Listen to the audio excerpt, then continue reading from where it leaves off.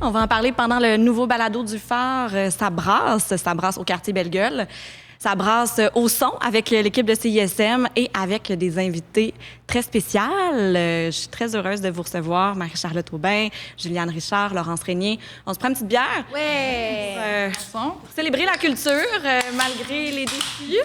Santé! Santé! Oublié un petit peu, là. On s'est rendu. Santé!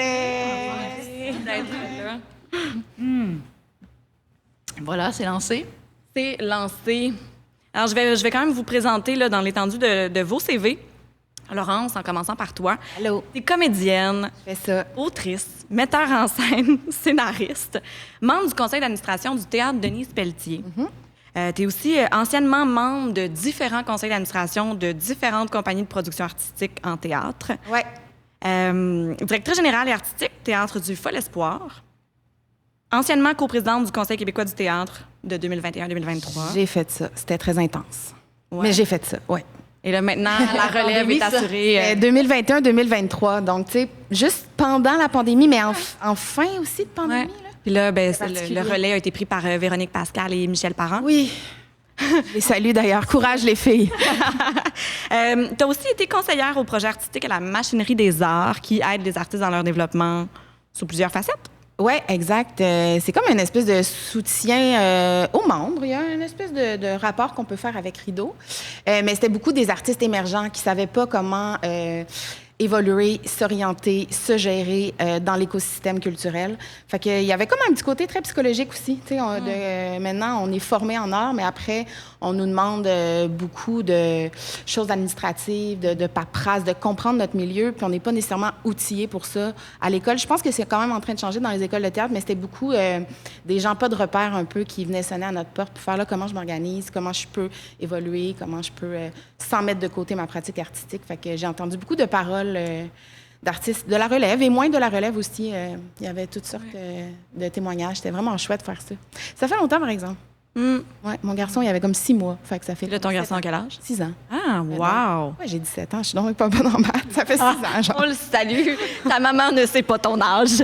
Et aussi, les arts t'ont littéralement sauvé la vie. Ouais, ça a fait ça. On peut Ouais. peut-être ouvrir ce sujet-là plus tard. Absolument, Le ça va me cœur faire plaisir. ardi. Bien sûr. Juliane, merci d'être là. Bon, Laurence, mais maintenant Juliane, directrice générale de Rideau, qui est l'Association professionnelle des diffuseurs de spectacles. Donc, par exemple, les salles de spectacle. Les salles de spectacle, exactement. Les salles de spectacle dans toutes les régions du Québec, diffuseurs pluridisciplinaires, donc ouais. Depuis 2017. Depuis 2017. Avant ça, tu as été responsable général du grand spectacle de la Fête nationale dans la capitale. Tu as Ouais. travaillé dans cette équipe-là de 2011 à 2017. Absolument, mieux connu sous le vocable du show des plaines. Quand même, gros show, gros show. Et tu es aussi membre du conseil d'administration des Arts et la Ville, qui fait quoi?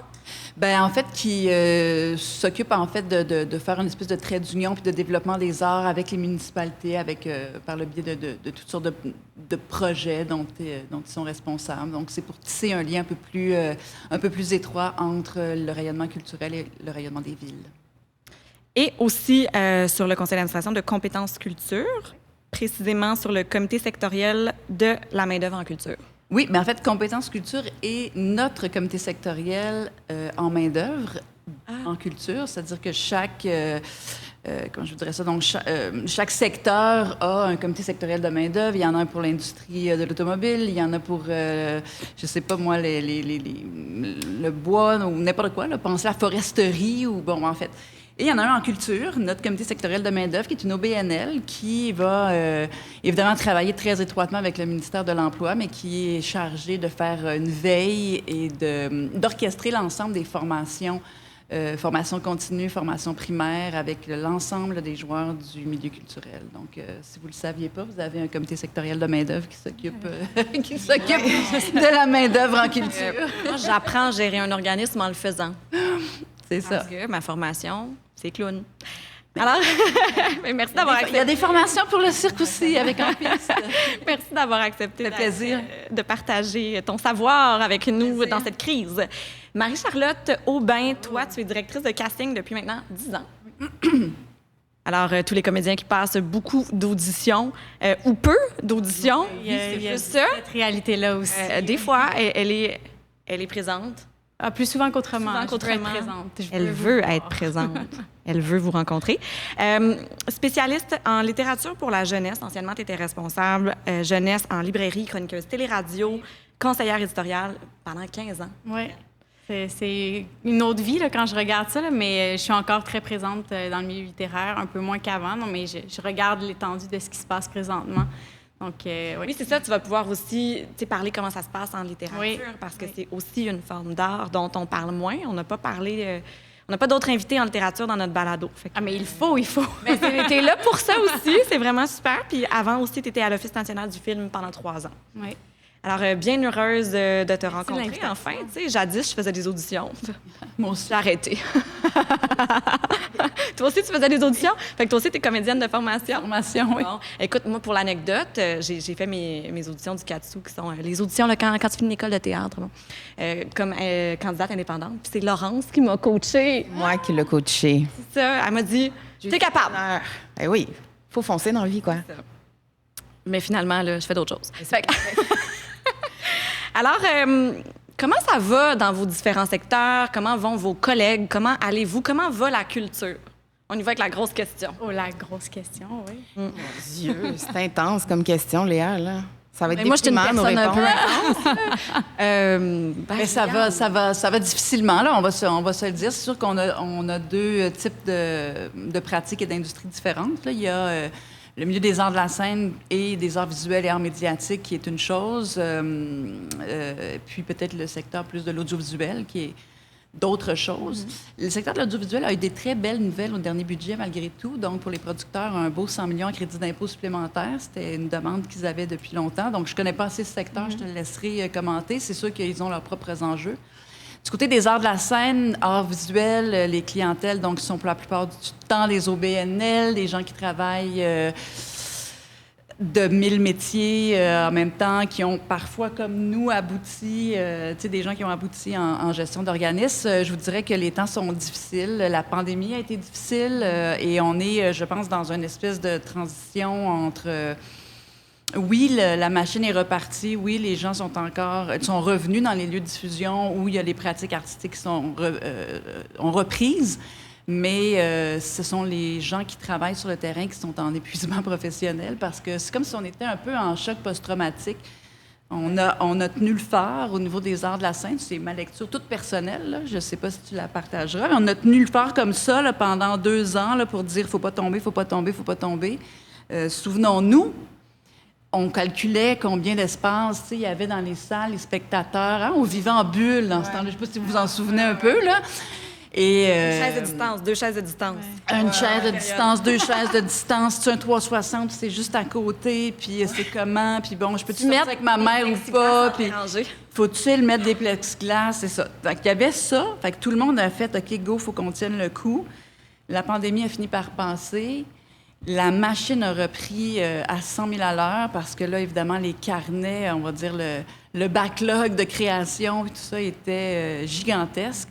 Et là, c'est maintenant que les gens mettent un genou à terre parce que, force est d'admettre que ce traumatisme-là, je pense qu'il n'a pas été intégré, il n'a pas été vécu, on n'a pas pris de temps. Normalement, quand tu vis un gros stress, n'importe quel animal et être humain, être vivant, après un gros stress, il a besoin d'une grande période de récupération. Pour reprendre après son souffle. Cette période-là n'a pas été existante dans notre secteur. Comme dans d'autres, probablement en restauration, j'imagine que c'est un peu la même chose, ils vivent leurs enjeux. Mais je pense que c'est en grande partie ce qui explique ça. Ça et bien sûr le manque de financement, puis on va sûrement reparler tantôt. On a eu des nouvelles hier qui ne font pas plaisir. Ouais. Mais, donc c'est dur. C'est dur pour les gens en ce moment qui portent à bout de bras la culture du Québec sur leurs épaules, dont on est si fiers. Hein? Absolument. Je le dis avec un brin d'ironie, tu comprends? Oui. Moi, j'avais compris ta subtilité, Merci. mais tu fais bien de le dire au cas où, quand même. On en est si fiers quand elle voyage, quand elle Exact. gagne des prix, mais quand il s'agit de la construire, de la faire, de la propulser, de la diffuser, C'est beaucoup plus compliqué. Juliane a dit qu'il y a eu quand même des bonnes nouvelles financières en télé, mais sur le terrain, est-ce que ça se ressent tant que ça? Non, ça se ressent pas tant que ça. En fait, il y a la même réalité pour ceux, disons, qui font du long métrage, du cinéma. Il y a beaucoup moins de longs métrages financés présentement, donc beaucoup de gens qui vivent des refus où ils réécrivent, et tout ça en n'ayant pas de salaire, en n'ayant pas de motivation financière il faut que je me trouve un autre emploi, donc il faut que je calcule comment j'écris à temps plein, mais en même temps, il faut que je vive, il faut que je paye mes factures.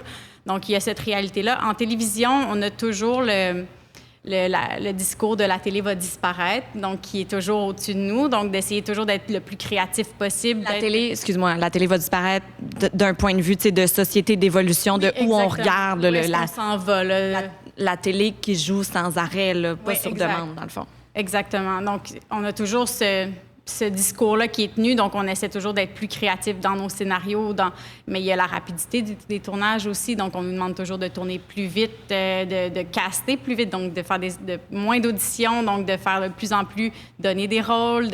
Donc, c'est toutes ces coupures-là budgétaires aussi qui fait que, on fait moins notre travail essentiellement dans l'évolution de cette production-là. Et il y a le secteur web qui est foisonnant, là, qui fait énormément de production, mais qui n'a quand même pas le financement qui devrait lui revenir. Merci de participer gratuitement à ce balado web. Ça sera aussi sur les plateformes d'écoute, là, mais quand même... Moi, j'ai une question pour Marie-Charlotte. Je peux-tu? Oui.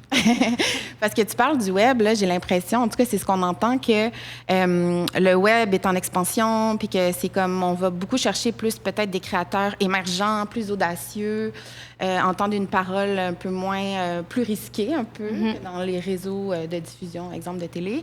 Mais après, on entend aussi que les budgets sont comme de moitié réduits pour faire à peu près la qualité même de la télé. Est-ce qu'il y a comme...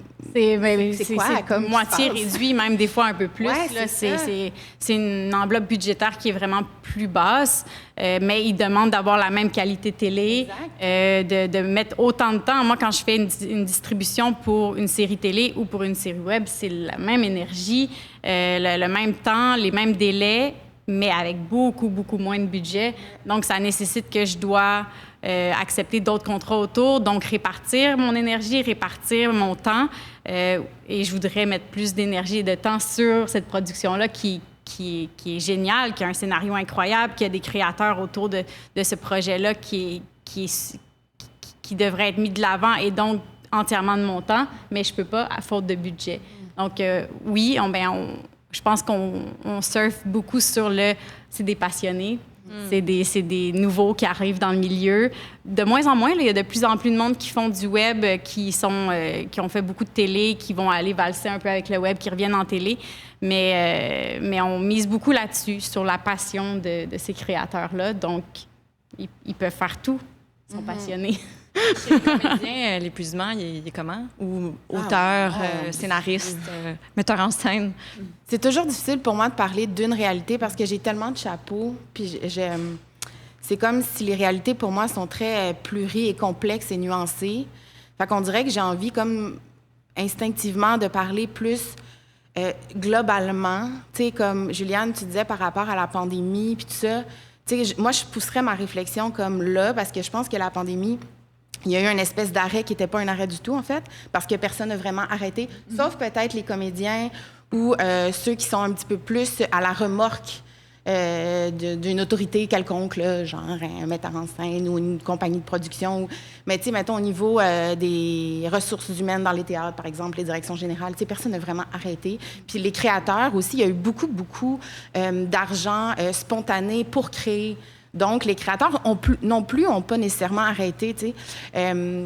Mais, tu sais, ce 2 ans-là, moi, je me souviens, j'étais déjà membre du CA du CQT à ce moment-là, puis je participais quand même beaucoup aux réflexions. CQT, Conseil québécois du théâtre. CQT, le dit Conseil québécois du théâtre. Les gens qui nous écoutent et qui ne travaillent pas en culture. Absolument. Puis, je me rappelle que les réflexions étaient très comme...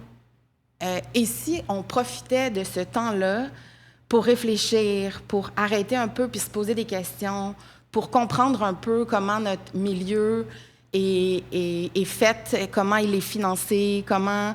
il y avait beaucoup, en fait, des questions sur la productivité de notre milieu, à quel point on doit créer, on doit produire pour avoir des subventions, pour être crédible auprès de nos pairs, pour être valide.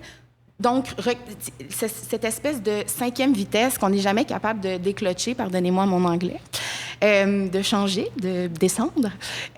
Puis ça, cette réflexion-là, tout le monde était comme, oui, il faut l'avoir parce que la pandémie, on ne savait pas dans quoi on était, mais décidément, ça allait transformer un peu notre pratique, puis notre écosystème, puis notre milieu.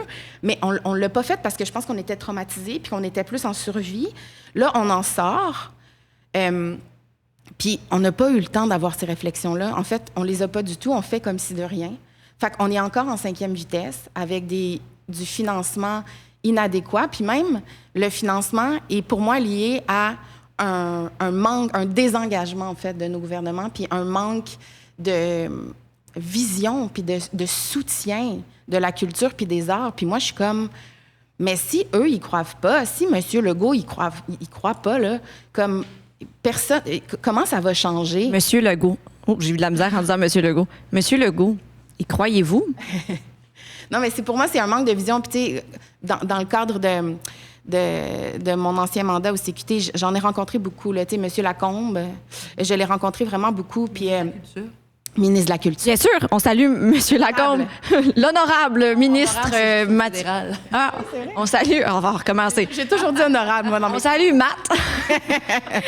Mathieu Lacombe, ministre de la Culture. On a peut-être un message qui s'en vient, là. Bien, c'est pas un message, en fait. C'est que moi, tu sais, c'est une personne extrêmement à l'écoute, très sensible par rapport à nos revendications. Puis je pense qu'il est très conscient là, dans quel milieu pauvre on évolue. Après, moi, je me demande s'il y a un vrai pouvoir là-dedans. Puis c'est que je me dis, tant et aussi longtemps qu'il n'y aura pas un vrai désir, puis un vrai engagement de dire, hey, la culture, ça fait aussi partie des choses essentielles qui nous unissent les uns aux autres comme humains, comme communauté, comme peuple. Puis si ça, c'est pas reconnu parce que c'est pas chiffrable, parce que c'est pas calculable, et que oui, il y a une portion profitable, mais elle est peut-être minime comparée à d'autres secteurs, mais que ça passe beaucoup par l'intelligence émotionnelle, le cœur, l'introspection, l'humanité, la vulnérabilité qu'on porte chacun, mais qui nous interrelie aux autres. Puis ça, mettons qu'on ne prenne pas en considération l'importance de ça comme société, ça me fait un peu capoter. Fait que c'est ça. On dirait que pour moi, tant qu'il n'y aura pas cette reconnaissance-là de la part de nos gouvernements, il n'y aura pas de budget qui va nous permettre de continuer à faire ça, puis de créer ça, puis de connecter des cœurs. Puis je pense qu'en ce moment, en 2024, c'est ce qu'on a le plus besoin. Puis je veux dire, évidemment, là, que je pense à l'éducation puis à la santé, là, comme... Mais pour moi, mais c'est pas calculable. Fait que c'est très difficile à défendre. Puis moi, j'en ai rencontré beaucoup de politiciens, puis j'avais ce même discours-là, très enflammé, puis ils sont comme, c'est tellement touchant ce que tu dis. Je fais, oui, c'est très touchant, mais maintenant, que fait-on? Comme, tu sais, il se passe rien. Fait que, est-ce que tu vas proposer ta candidature aux élections? Je sais pas, je suis un peu désillusionnée des fois. Mais c'est ça qui est difficile, parce qu'il y a des gens qui sont là pour les bonnes raisons en politique, mais oui, absolument.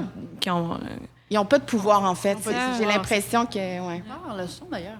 La Comment? plupart des gens sont en politique pour des bonnes raisons. Absolument. Il ne faut pas démoniser, mais c'est d'une complexité qui dépasse la plupart du temps les individus, là, leur propre volonté. Alors, mais tu sais, il y a comme pour moi une espèce de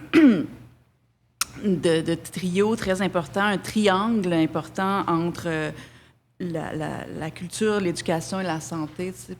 Puis, il y a quelque chose d'interrelié en tout ça. Évidemment, on fait très rapidement le lien entre la culture et l'éducation, les jeunes qu'on veut... tu sais, plus les jeunes sont éduqués ou la culture est une manière de les éduquer. Tu sais, il y a comme des vases communicants qui sont assez... Un point pour vase communicant. Ding, ding, ding. Vases communicants, belle gueule. Non, mais c'est que j'aime bien saluer les mots de subvention quand ils sonnent. Moi, j'aime mes vases communicants. OK. Bravo. Moi, c'est très, très bien. Nécessairement, mais magnifique vocabulaire. Puis, santé aussi, parce qu'une société plus éduquée, plus en santé, une société qui consomme de la culture, qui sort, qui rencontre des individus, plus en santé, mais la santé... Pour moi, il y a comme une espèce d'interrelation beaucoup plus étroite, intangible, souvent, on met des sous, on s'inquiète de la santé mentale, on l'entend ça aussi d'un point de vue santé publique, mais une grande partie de nos secteurs sont aussi affectés par la santé mentale parce qu'ils sont à bout de ressources, parce qu'ils sont à bout de... parce qu'ils sont dans des précarités d'emploi, dans des conditions de travail qui sont difficiles, que ce soit comme artiste ou comme professionnel, travailleur culturel en art ou peu importe. Mais fait que, tu sais, tout ça est un grand noyau que je trouve difficilement...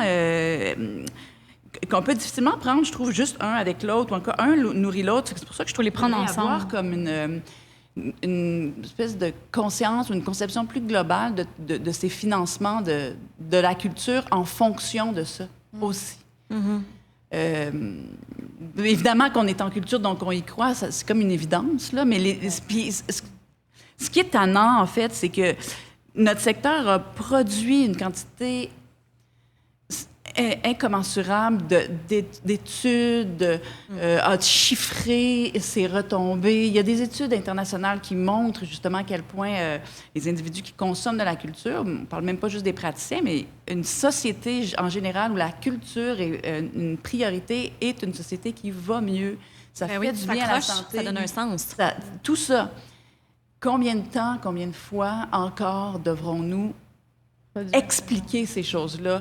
Alors qu'on a parfois l'impression qu'il y a une autre industrie, une industrie automobile, l'industrie des filières batteries, je ne sais quoi, vont déposer quelques études et puis tout à coup, on prend ça au sérieux. Pourquoi nous, on n'est pas pris au sérieux alors que ce sont des professionnels qui les font aussi, ces études-là, des gens dans les chaires de recherche partout à travers le monde? Ça, c'est un peu agaçant. Un peu agaçant, tu pèses tes mots. J'aime beaucoup. Laisse-toi aller si t'as des plus de colère. Sors ça, on est dans sa brasse. Ben c'est ça, tu sais. Et puis, je regarde un peu... On savait qu'on en parlerait et tout, mais on est très émotif et pris par ça parce qu'on a reçu tout le secteur des arts de la scène, les arts visuels, les arts médiatiques, donc toutes les clientèles du Conseil des arts qui sont soutenues à la mission, donc pour leur fonctionnement à l'année. On a besoin de sous pour une partie de nos organismes. On a fait un travail. On a reçu nos réponses hier. C'est ça. Là, l'épisode va être diffusé à un autre moment. La poussière sera retombée ou le feu va être pogné. Moi, je pense que le feu va être plus pris, mais un peu des deux, peut-être. Ouais. Ça va être une poussière de feu qui va allumer les braises, tu vois. Là, les gens vont se dire « Oh, on aurait dû faire exactement. On aurait dû faire attention à la culture pour donner envie aux gens de s'accrocher et de faire du beau plutôt que de mettre le feu. » Exact. Puis tu vois, les gens ont quand même pris des heures et des heures et des heures de leur temps pour... comptabiliser leurs besoins, les détailler, les chiffrer, les expliquer, produire des visions, 4 ans, regarder comment ils s'investiraient dans leur développement, où est-ce qu'ils iraient. Tu sais, c'est long. À qui on demande ça tant que ça dans les industries? Tout ça pour avoir soit une réponse négative, soit une réponse que tu as la même sous qu'il y a 7 ans, soit une réponse de « bof, on va te donner quelques poussières d'augmentation », mais clairement aucun rapport avec ce que tu t'es acharné à chiffrer. Ouais. De façon réaliste, les gens qui sont dans les budgets, c'est pas des gens qui partent puis qui demandent... juste suivre un peu l'inflation, là. Ben, je veux dire, on est capable de compter, là. On est capable de dire ça, c'est des salaires acceptables. Tout coûte cher, tu sais, puis en télé aussi, tout coûte cher. Oui, c'est un peu décourageant, puis c'est pas comme si on n'avait pas averti non plus les gens en culture de ce qui s'en venait. Ouais. On leur avait dit, s'il y a une année importante, c'est bien, budgétairement parlant, c'est bien celle-ci. Le retour, il y a tellement eu d'aide COVID, puis là, pouf, ça n'existe plus, tu sais. Laurence, tu travailles avec tellement de créateurs, tu sais, qui ont... Ça épuise aussi, là, faire des demandes de subventions, tu sais, c'est... Bien, c'est ça, le contexte pandémique, il y a eu de l'argent spontané aussi chez les diffuseurs, tu sais, il y a eu comme une espèce de « Hey, on est là, on vous aide », fait qu'il y avait comme une espèce d'un peu d'espoir ou de comme... Ah, ben on est important, puis comme, oui, on fait... Il y avait une perte de sens en pandémie parce qu'on n'était pas avec le public, tu sais, on faisait pas ce qu'on aime faire, puis le pourquoi de ce qu'on fait les choses, mais en même temps, il y avait comme un soutien financier qui venait faire « Ah, OK, ben comme... » Ils croient en nous, puis comme, tu sais, c'est important pour eux. Puis s'attacher dans tout ça. Les diffuseurs, ils ont eu des belles mesures quand même. Puis les créateurs, ils ont eu beaucoup, beaucoup d'argent pour créer. Sauf que là, en sortie, les créateurs qui ont créé puis qui ont passé 3 ans à comme réfléchir une parole artistique, un message, avoir un impact sur une communauté, tout ça, ils sont même pas subventionnés pour rentrer dans les salles. Fait que souvent, ils vont chercher dans leur REER, tu sais. J'en connais beaucoup, moi, de compagnies artistiques qui ont donné énormément de temps, d'énergie, de cœur, Puis que là, ben s'ils sont pas soutenus sur aucun palier, là, mais ils sont programmés dans une salle de diffusion. Mais imagine le dilemme intérieur d'un artiste qui travaille sur son projet depuis 5 ans pour dire, ben je suis pas soutenu, fait que je le fais pas. Mais il y a tout ce travail-là de fait. Fait que souvent, le réflexe artistique, c'est d'aller chercher 20 000 $ dans ton REER. En plus, tu rêves d'être programmé dans une salle. Parce que comme artiste, avant de te rendre à être programmé dans une salle, il y a énormément de temps de travail, d'espoir. Fait que là, tu es rendu à la salle. Puis la salle aussi compte sur ta production, parce que la salle en a besoin. Elle a sorti sa programmation, elle doit vendre des billets. Elle aussi, elle doit rendre des comptes au gouvernement pour ses subventions. Puis là, pouf, il manque un morceau du casse-tête. Oui, absolument. Puis c'est comme si c'est un peu... c'est ça. Là, il y a certaines compagnies puis certains créateurs qui commencent à dire « Non, on le fera pas, merci beaucoup, mais on va pas là, c'est notre limite, c'est notre besoin. » Certaines productions. Oui, puis je trouve ça vraiment bien parce que ça a toujours existé, ça, en fait. Ça a toujours existé des gens pas subventionnés qui étaient diffusés quand même puis qui donnaient une certaine... Après, les diffuseurs sont vraiment conscients de ça, puis, tu sais, la billetterie est bien réfléchie pour aider aussi le créateur, là. Mais c'est quand même... c'est quand même une réalité. Donc, oui, il y a un épuisement, en fait, total, parce que nous, on veut changer le monde, ultimement, comme artiste. Changer le monde. Ding, ding, ding. Je sais pas si c'est dans les subventions. Non, c'est trop cheesy. C'est vraiment trop cheesy. Un synonyme être d'un vocabulaire qui donne plus de points au Scrabble. Je vais dire démocratiser. Je vais dire médiation, co-créateur avec le public. Non, on niaise. Mais en tout cas, je sais même pas je m'en allais où avec ça. Mais c'est on ferme la boucle. On met un point, mais c'est vraiment tout pertinent. Et ça reviendra peut-être. et on va aller parler de littérature. Oui, regarde, je mets le point. On change de paragraphe. La littérature, comment ça se passe?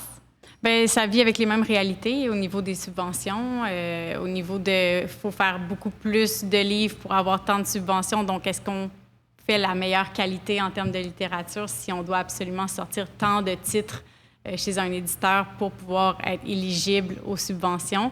Donc, ça fait en sorte que souvent, ils vont sortir des livres que normalement, ils auraient pris peut-être plus de temps à travailler le texte, à travailler les illustrations, mais comme ils ont un devoir de sortir absolument tant de titres par année pour être éligibles, bien, ça fait qu'il y a beaucoup de choses qui se créent, qui se font, mais plus souvent qu'autrement, ces livres-là sont plus ou moins vendus ou finissent dans les entrepôts. Donc, c'est beaucoup ça. Puis, il y a toujours le questionnement avec les auteurs où le pourcentage de rémunération n'est pas faramineux aussi. En bout de ligne, le créateur a quoi?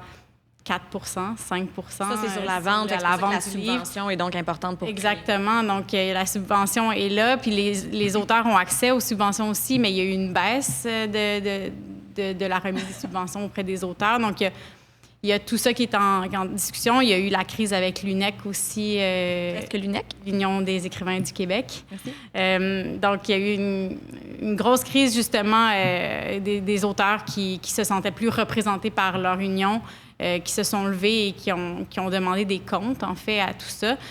Donc, ça brasse beaucoup en littérature depuis quelques années. La pandémie n'a pas aidé non plus dans ce domaine-là, ne serait-ce que par la fermeture des librairies. Après, il y a eu Amazon, les libraires qui ont essayé de prendre pour de la vente en ligne. Il y a des libraires qui ont essayé de faire en sorte qu'on pouvait passer des commandes en ligne. Ils venaient récupérer leur sac à la porte, donc pour essayer que les libraires puissent survivre un peu à ça.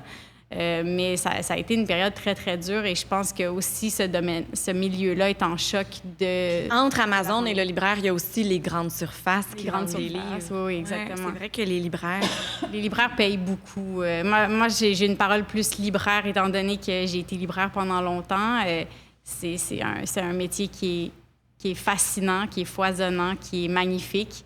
Mais encore une fois, on nous sert la belle parole de « Ah, vous êtes des passionnés ». Donc, on travaille avec acharnement, passion de mettre les livres de l'avant, de faire des événements dans les librairies pour promouvoir la littérature québécoise, d'essayer de se garder toujours au fait de ce qui sort, de ce qui vient, qu'est-ce qui va arriver, les sorties littéraires dans quelques années, dans quelques mois. Mais ça, c'est tout du travail qu'on fait en amont. Donc, on fait à côté du travail, donc qui n'est pas rémunéré. Donc, il y a tout ça qui est à discuter aussi de ce domaine-là, parce que c'est un métier, être libraire. Et je fais le parallèle où en France, c'est considéré dans des métiers très importants, être libraire, alors qu'ici, ben, c'est souvent dévalorisé, c'est un métier étudiant, c'est en attendant, alors que c'est la porte d'entrée vers tellement de littérature, tellement de choses, tellement d'œuvres. Et moi, j'axe un peu plus vers la petite enfance.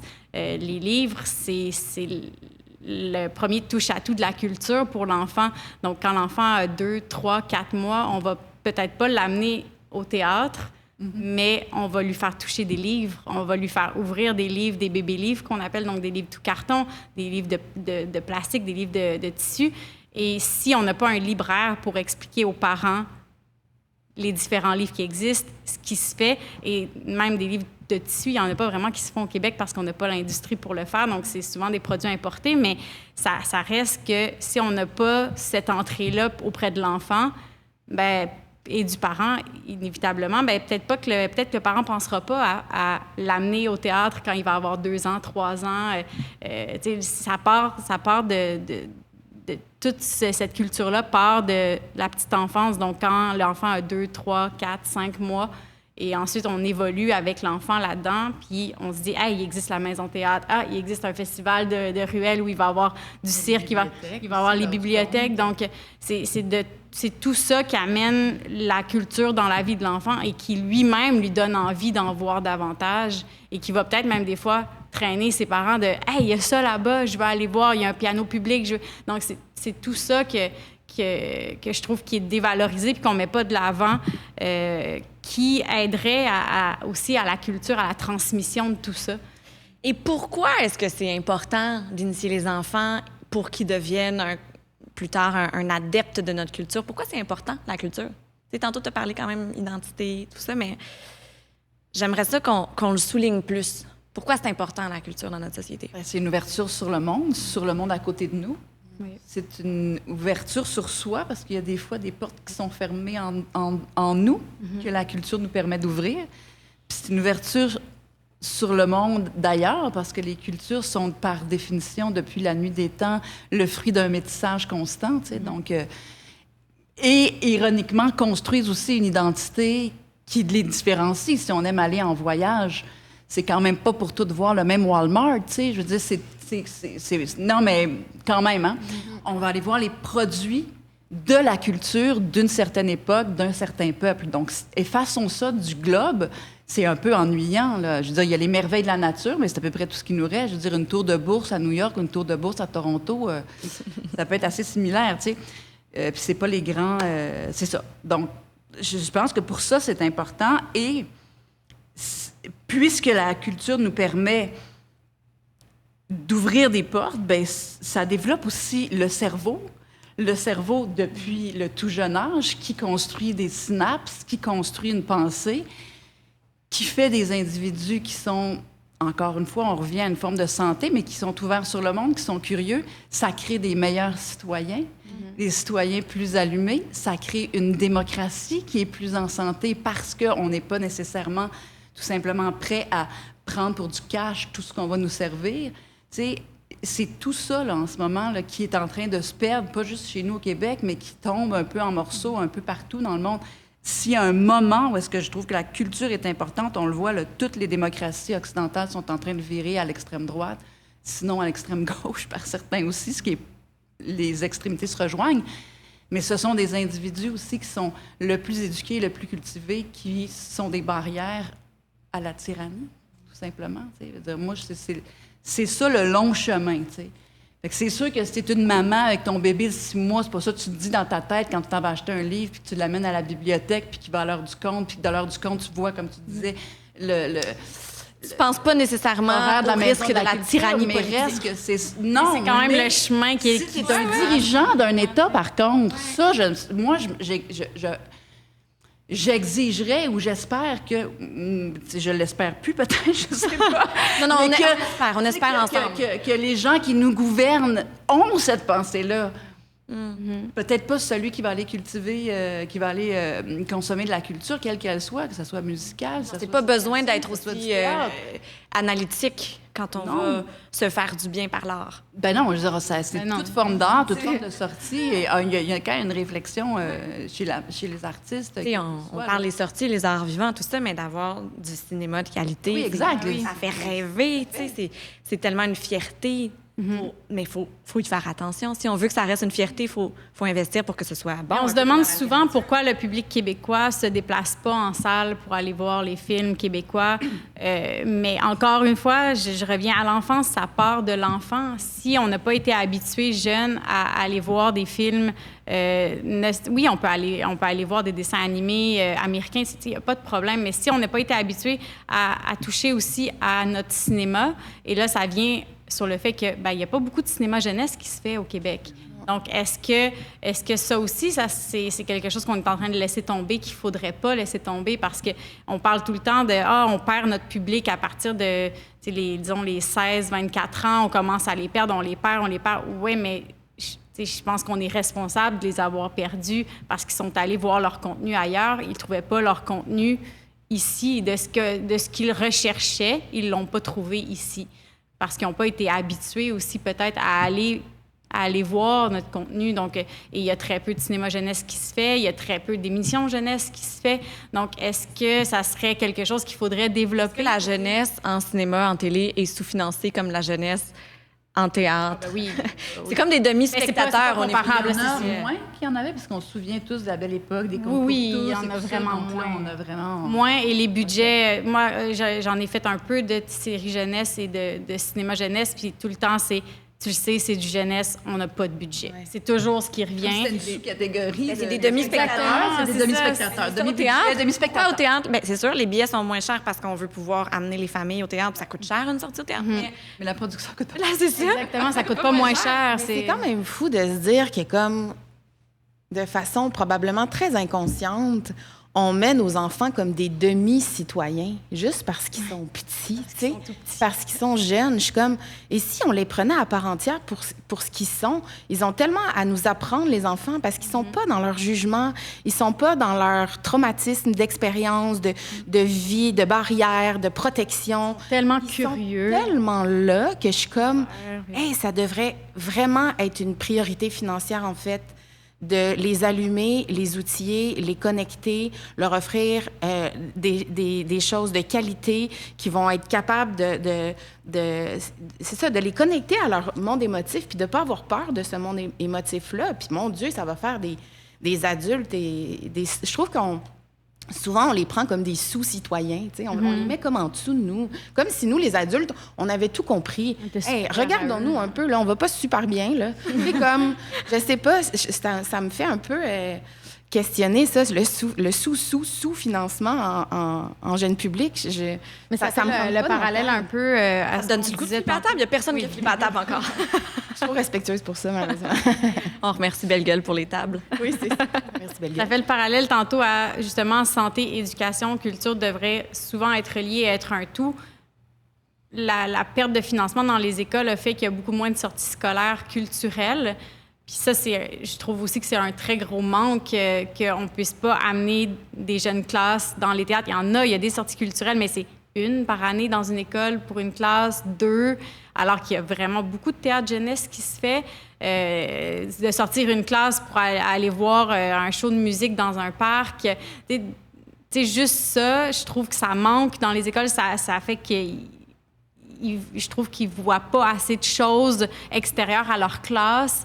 Les professeurs font leur gros bout, puis ils font avec ce qu'ils ont, mais les écoles devraient avoir une plus grosse enveloppe budgétaire pour déplacer les jeunes dans les théâtres, dans les cinémas. Ça leur fait du bien, ça leur donne, ça leur laisse sortir leur les discussions qu'il y a ensuite aussi. Exact. Puis Ça amène tellement de discussions. avoir hâte d'être à l'école la semaine prochaine parce qu'il y a une sortie, puis d'avoir hâte à la médiation culturelle avant, puis après le spectacle dans la classe, puis d'avoir envie de parler avec tes collègues de classe, avec ton enseignante, ton enseignant. Tu sais. Ouais. Moi, c'est des magnifiques souvenirs. D'amener les professionnels des arts aussi à l'école, ne serait-ce qu'un intervenant en musique qui vient montrer plusieurs instruments de musique dans une classe, des clowns qui viennent montrer un peu leur métier, qu'est-ce qu'ils font. T'sais, juste ça, c'est les initier à leur... On m'a pris à partir. Elle dit les clowns. Elle dit les clowns, elle m'a pointé.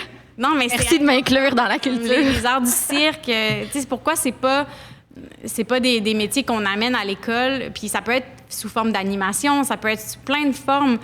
Puis ensuite, si c'est au secondaire, c'est vraiment d'expliquer le champ de métier, puis qu'est-ce que c'est ça, ce métier-là, puis qu'est-ce qu'il y a autour, puis qu'est-ce que ça amène dans leur vie. Donc, il y a plein de choses à faire avec ça, puis je trouve qu'on n'amène pas assez la culture à l'école comme on sort pas assez les enfants de l'école pour aller voir la culture. Non, mais le pire, c'est que l'argent est dans les écoles. Pour ça, il y en a. Mais les professeurs, sont pas tous... Ouais.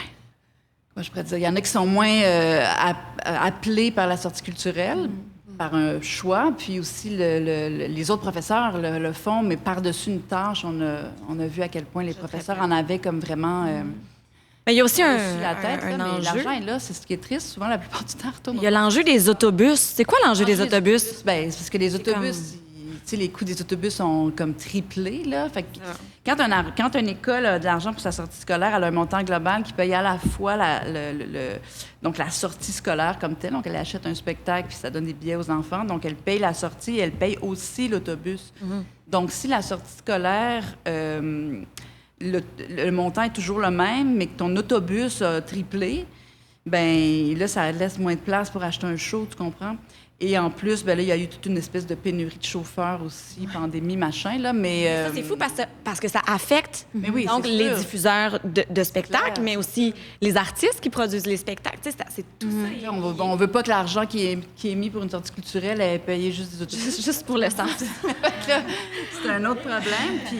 Non, mais les gens D'avoir pensent pas à ça. deux Tu sais, sorties moi, je culturelles le obligatoires dans toutes nos écoles. Il y a des problèmes aussi parce que tout le monde a à peu près les mêmes argents, mais tout le monde n'a pas une proximité d'un lieu culturel, dépendamment on est où au Québec, donc il y a des sorties qui coûtent plus cher que d'autres. En tout cas, c'est très complexe, là, le milieu culture-éducation, c'est un dossier d'une grande complexité. Puis tu manques une demi-journée d'école ou une journée complète parce que tu fais Pourquoi il n'y a 3 heures de route? pas, tu sais, pourquoi il faut manquer une journée d'école? Pourquoi tout ça, c'est compliqué? Pourquoi il ne devrait pas d'avoir dans les horaires tout le temps des périodes consacrées? En tout cas, je sais pas. Il me semble qu'il y a moyen de réfléchir ça autrement. Ben oui, parce que si c'était un peu moins carré, bureaucratique, machin, de tout va à sa place puis personne déborde. Mon Dieu, que le théâtre, la musique, la littérature, ce sont des armes extraordinaires pour faire passer plein de matières, de plein de façons. C'est juste que des fois... Je peux comprendre un professeur épuisé là, qui fait « Garde, ouvrez votre cahier, puis ça va être ça aujourd'hui. » Puis là, moi, j'ai juste envie d'être chez nous. Là. Comme, je le comprends. Il y a cette réalité-là aussi qu'on a vécue, là, comme parents, la grève et tout. L'enseignante fait aussi énormément de... Ah ouais, vraiment. Là, tout le monde fait de son mieux, en fait. Vraiment, tout le monde fait son mieux. Là. Mais clairement qu'il y a des choses qui peuvent être mieux réfléchies différemment. Je pense que le milieu est en transformation. Puis à ta question, pourquoi la culture est importante, il ne faut pas oublier aussi que les artistes, c'est vraiment un miroir de qui on est. Hein. T'sais, moi, j'ai eu la chance d'avoir un billet pour La Traversée du siècle que je suis allée voir pendant 12 heures, qui est l'œuvre de Michel Tremblay, un collage, Alice Ronfort. Puis c'est 12 heures de théâtre, OK? C'est comme... Parce que Michel Tremblay, c'est un écrivain qui écrit depuis 60 ans sur le Québec et sur qui nous sommes. Pleurer de même, mettons, là. Tu sais, j'étais comme... Aïe, aïe! Cet homme-là, il parle de mon arrière-grand-mère, il parle de ma grand-mère, il parle de ma mère, puis il parle de moi vraiment beaucoup. Puis devant cette œuvre-là, je me suis dit, mais tu sais, comme Game of Thrones peut aller se rhabiller, là. C'était vraiment comme, c'est notre tragédie québécoise, c'est notre... Oui, c'est notre... Grec. Oui, Québec. J'étais comme... Puis ça m'a fait vraiment réaliser, je suis comme... Hey, c'est aussi vraiment essentiel pour ça, hein? Comprendre d'où on vient, puis comprendre qui on est. Puis quand on se colmate à la culture puis à l'art, bien, c'est ça que ça fait. C'est que c'est comme, il y a des gens qui réfléchissent à comment mieux vivre ou comment adresser un certain enjeu, un certain état émotif, un certain traumatisme, une certaine grande joie, peu importe, tout ça.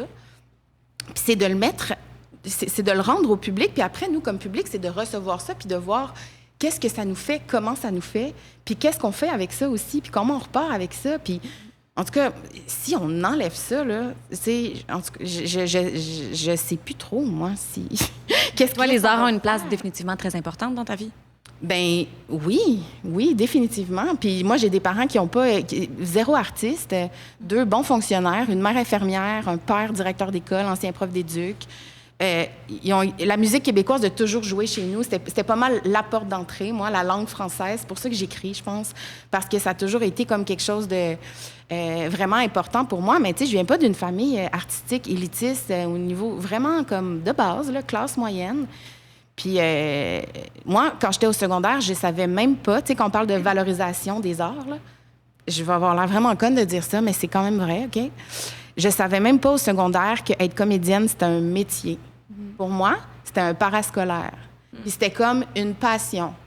Fait que pendant vraiment longtemps, genre jusqu'à mes comme 17 ans, je savais même pas que les arts, c'était quelque chose qu'on pouvait en faire comme métier. Ouais. Bon, oui, j'étais à Regina Assunta, une espèce d'école privée très, très bizarre, là. Ben pas bizarre, mais je veux dire... Tu sais, clairement que c'était les sciences qui étaient valorisées, puis tu sais, tout le monde est devenu comme médecin, avocat. Tu sais, comme, évidemment, là, que je fitais pas dans le moule, là. Mais je trouve ça quand même fou, des fois, de me dire, hey, moi, à 17 ans, c'est là que j'ai fait, quoi, attends, je peux gagner ma vie en faisant ça. Je savais même pas. Je pensais que c'était un parascolaire ou quelque chose que je faisais, là. Tu sais, comme, j'aimais ça, être sur scène, moi, puis faire des shows à la fin de l'année. Tu sais, je faisais comme des roasts puis des bien cuits, tu sais, mais moi, c'était ça, là, puis je pense que je voulais être médecin, là. Là, est-ce que tu regrettes ton choix de carrière? Je me pose beaucoup cette question-là ces temps-ci. Ah ouais? Ouais, beaucoup. Parce que c'est comme si...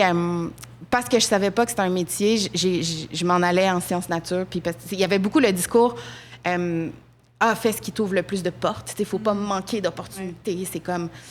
Puis comme je venais pas d'une famille où est-ce que j'étais pas comme tout le temps en lien avec la culture, mais plus comme externe... Moi, c'était comme clair. J'étais comme, je vais m'ouvrir le plus de portes. T'sais, à 16-17 ans, on nous demande de choisir un métier là, alors qu'on se connaît pas du tout. Puis nos besoins changent, puis on évolue. Puis des fois, c'est normal. Moi, je trouve ça vraiment normal de douter puis de se mettre en question. Puis, dans le fond, c'est que j'étais tellement malheureuse. Pour vrai, j'étais plus heureuse, là. J'étais en sciences nature, j'avais tout suivi mes amis, André Grasset, un collège privé. Tout le monde était pareil, avec des petits polos, puis des chars bien trop chers. Puis moi, j'étais comme, mais je suis qui, moi?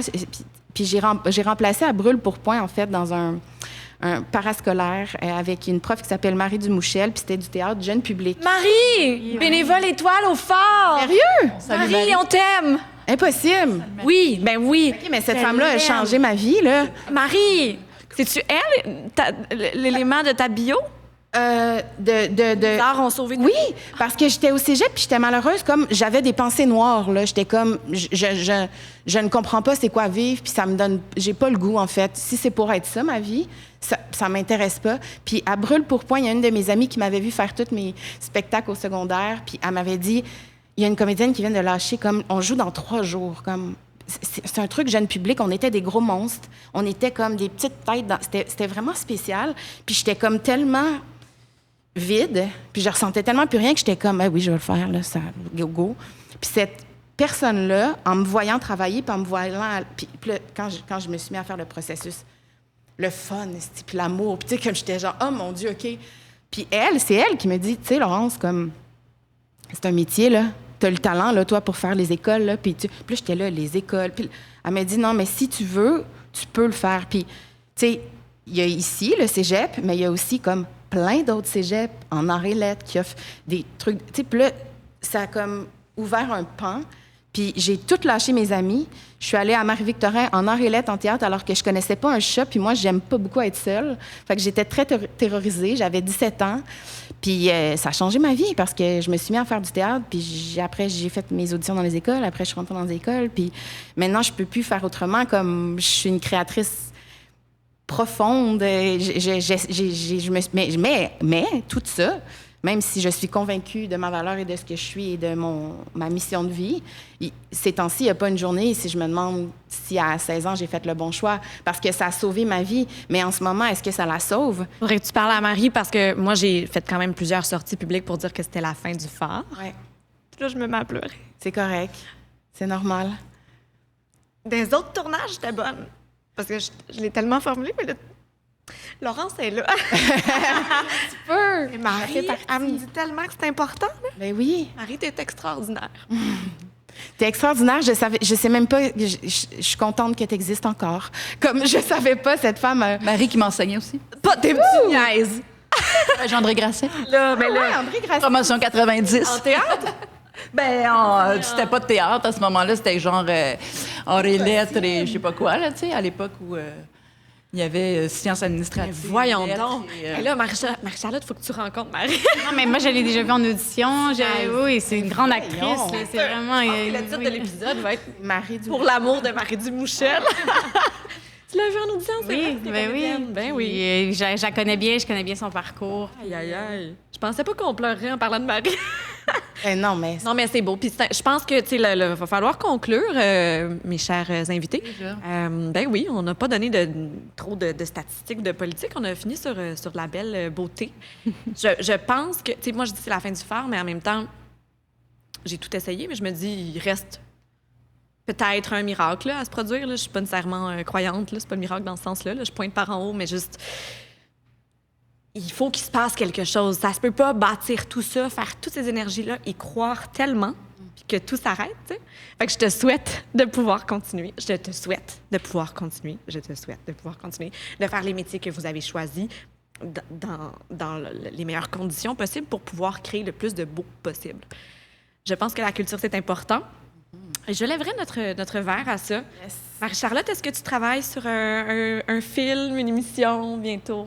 Sur une série. Un instant. On a cogné maintenant nos calettes silencieusement.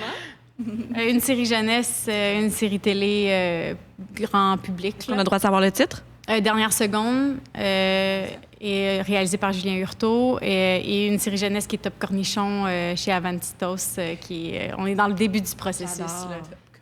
Oui. Juliane, tu continues à défendre des membres qui sont des diffuseurs passionnés? Oui, oui, oui. Des 170 à Rideau, dont je vous dirais à peu près comme 90 salles de spectacle pluridisciplinaires au Wow. Québec, plusieurs festivals aussi. Donc oui, puis on va travailler très fort avec l'ensemble des associations comme la nôtre, que ce soit le CQT dont on parlait tantôt, mais aussi d'autres, pour essayer d'aller, encore une fois, sensibiliser notre gouvernement pour le prochain budget, puis voir que les aspirations et les passions de tout le monde puissent au moins trouver un petit peu d'or dans leur bourse dans les prochaines années. De l'or, peut-être pas. Un petit peu de screening, s'il vous plaît.